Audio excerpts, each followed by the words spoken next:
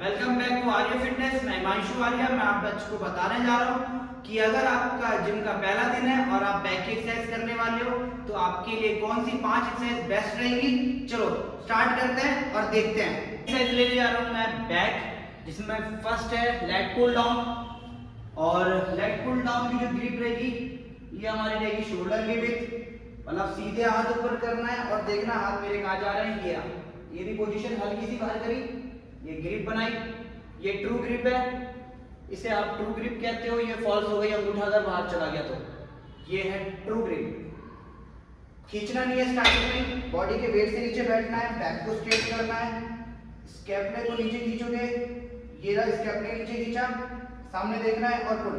1 2 3 4 5 6 7, पूरा नीचे, पूरा कॉलर बोन को टच करना है। 8 9 10 11।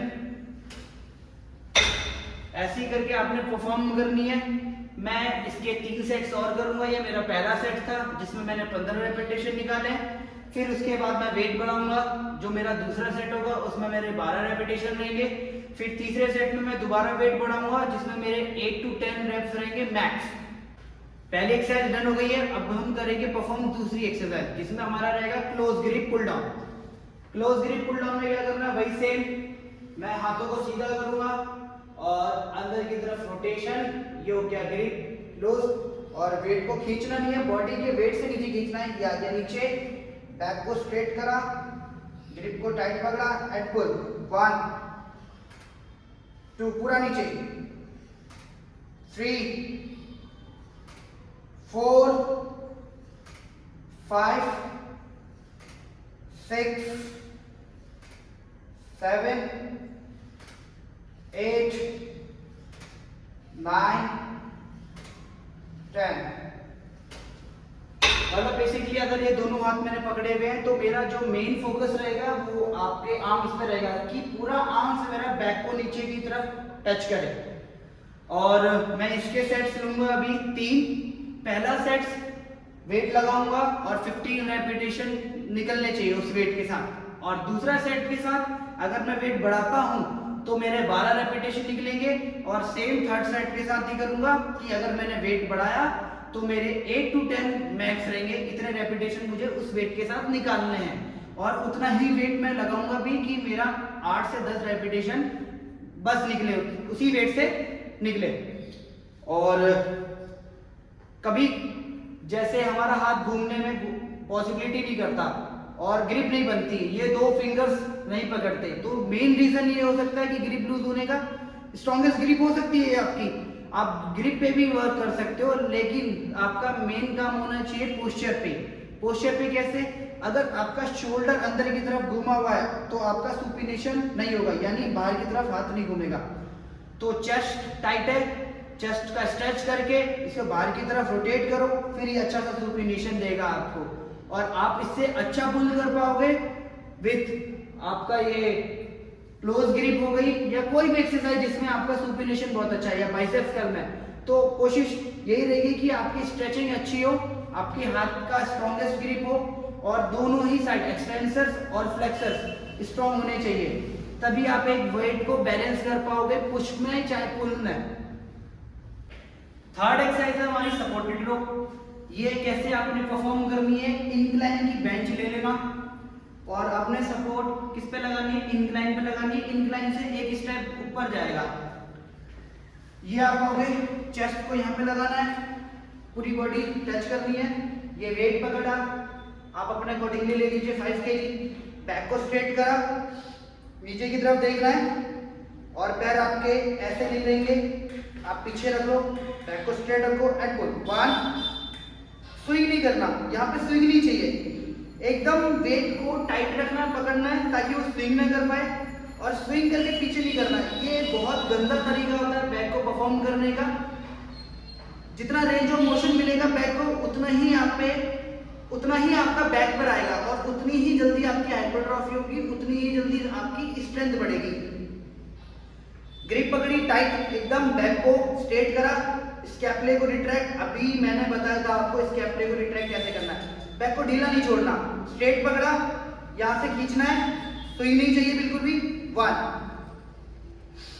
2 3 4 5 6 7 8 9 10 11 12। ये तरीका है आपका बैक को परफॉर्म करने का।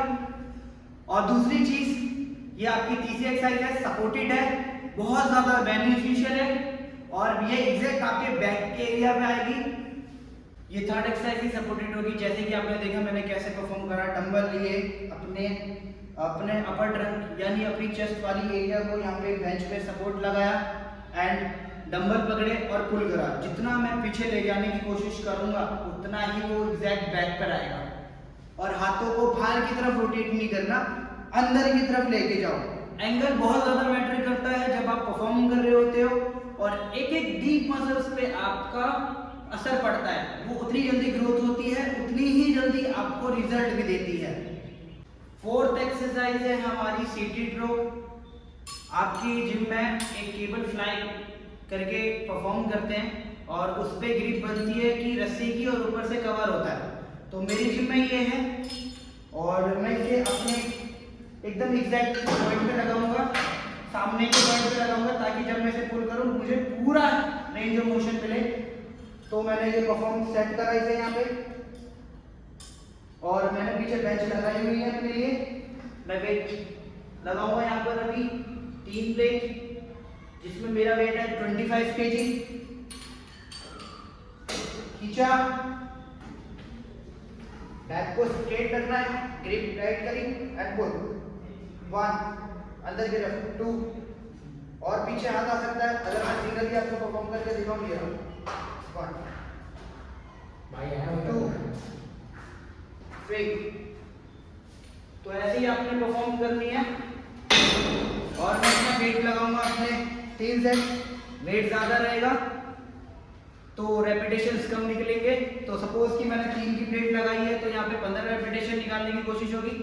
सेकेंड सेट में वेट बढ़ाऊंगा तो वहाँ पे 12 रेपिटेशन और फोर्थ में रहेगा मेरा 8 to 10 रेप मैक्स। यही मेरी हाइपरट्रोफी होती है, यहीं से ही मेरी स्ट्रेंथ जनरेट होती है धीरे धीरे।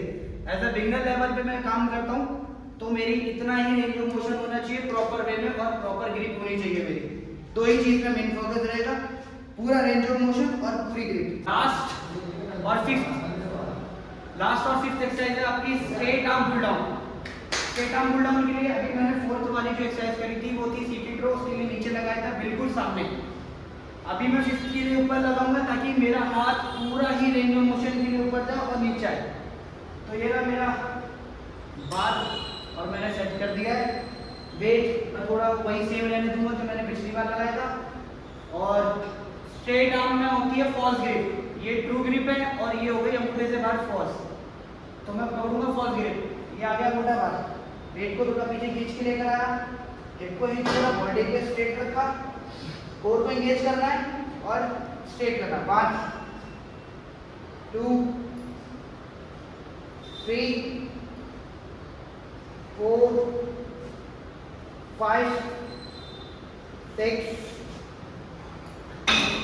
आपने वेट उतना ही लेना है जितना ही आप कंफर्टेबली उठा पाओ और अच्छे से परफॉर्म कर पाओ विद रेंज ऑफ मोशन। धीरे करके आपका इंक्रीजमेंट हो जाएगा और जल्दबाजी मत करो, अच्छे से परफॉर्म करना है। परफॉर्मेंस में ध्यान होना चाहिए हमारा सारा। और ये लास्ट एक्सरसाइज करके डन करते हैं। इसको भी मैं वैसे ही परफॉर्म करूंगा जो मैंने बाकी की एक्सरसाइज परफॉर्म करी थी। वेट कम तो रेपिटेशन ज़्यादा और वेट ज़्यादा तो रेपिटेशन कम। 15 रेपिटेशन सेम वेट के साथ, फिर वेट बढ़ाया तो मैं 12 और 12 से नीचे अगर वेट कम करूंगा तो फिर 6 to 8 रेपिटेशन मेरे मैक्स होंगे। और इसके बाद मैं डन करूंगा। लास्ट में वर्कआउट करने के बाद स्ट्रेचिंग करके, बहुत ज़रूरी स्ट्रेचिंग करके जाओ क्योंकि इससे शेप मिलता है, आपके जॉइंट्स खोलेंगे, काफ़ी चीज़ें ठीक होती हैं, पोस्चर भी ठीक होता है। और अगर वीडियो बहुत अच्छी लगे तो ख़त्म करते हैं आज वीडियो और सब्सक्राइब करके जाना यार, सीख के जाओ।